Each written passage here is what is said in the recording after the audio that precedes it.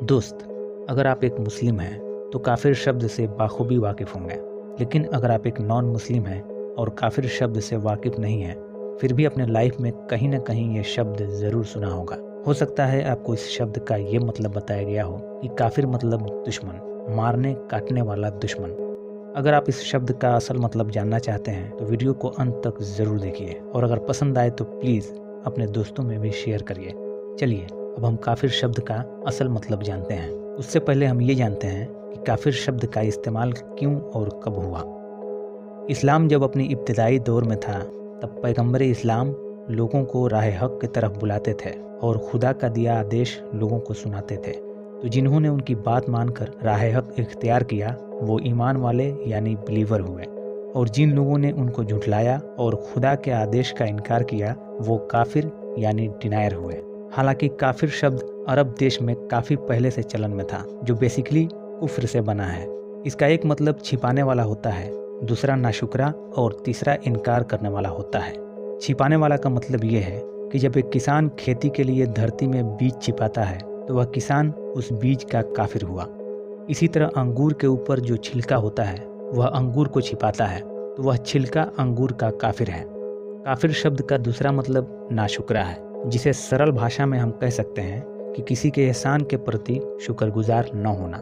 इसी तरह काफिर शब्द का तीसरा मतलब है इनकार करने वाला, अर्थात काफिर उसे कहते हैं जो ईश्वर को पहचान कर भी अपने अहम या दुष्टों की बातों में आकर या किसी और कारणवश उसके होने का या उसके किसी आदेश का इनकार करे।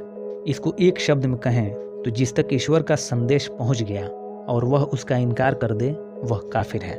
यहाँ ध्यान देने वाली बात है कि काफिर मतलब सिर्फ इनकारी होता है, कोई दुश्मन या किसी इंसान को नीचा दिखाना या किसी के प्रति हीन भावना रखना नहीं होता है। मेरे स्टडी के मुताबिक इस्लामिक नज़रिए से दुनिया का हर इंसान एक बराबर है, और कोई इंसान चाहे किसी भी धर्म का अनुपालन करता हो, उसे उसी ने पैदा किया है जिसने वेद, बाइबल और कुरान उतारा है।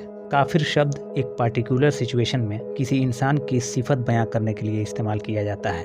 जैसे झूठ बोलने वाले को झूठा, दया करने वाले को दयावान और कपड़ा धोने वाले को धोबी कहा जाता है, वैसे ही खुदा का इनकार करने वाले को इनकारी या काफिर कहा जाता है।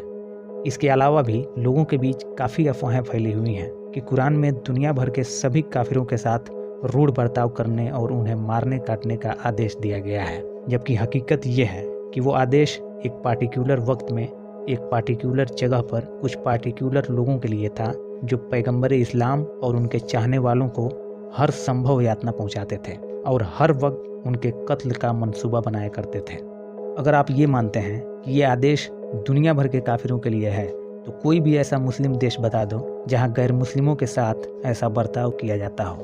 कुरान तो ये आदेश देता है कि गैर मुस्लिमों के साथ अच्छा बर्ताव करो ताकि उन्हें इस्लाम को समझने का मौका मिले और वो भी खुदा को मानने से वंचित न रहें। इसमें एक बात बहुत महत्वपूर्ण है कि अगर किसी ने प्रभु से सत्य मार्ग को जानने की इच्छा ही नहीं की और आंखें मूंद कर बस वही करता रहा जो उसके पूर्वज करते आ रहे हैं, तो वह भी काफिर के श्रेणी में ही आएगा, क्योंकि ईश्वर कुरान में कहता है कि वह न चाहने वालों को धर्म की समझ नहीं देता।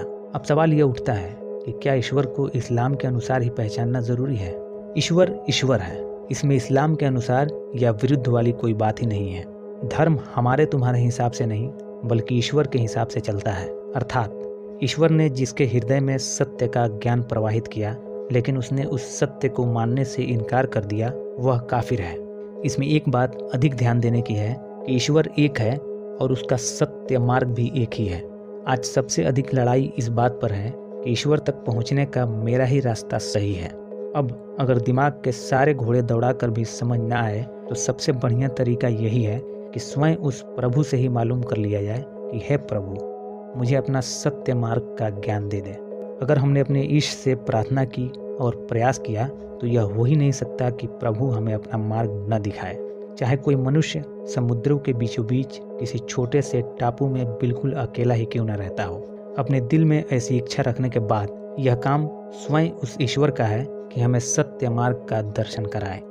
दोस्तों, हर धर्म की कसौटी पर यह बात 100% सही उतरती है। इसलिए अगर इस राह पर चला जाए तो आपस के झगड़े फसाद हमेशा हमेशा के लिए समाप्त हो जाएंगे।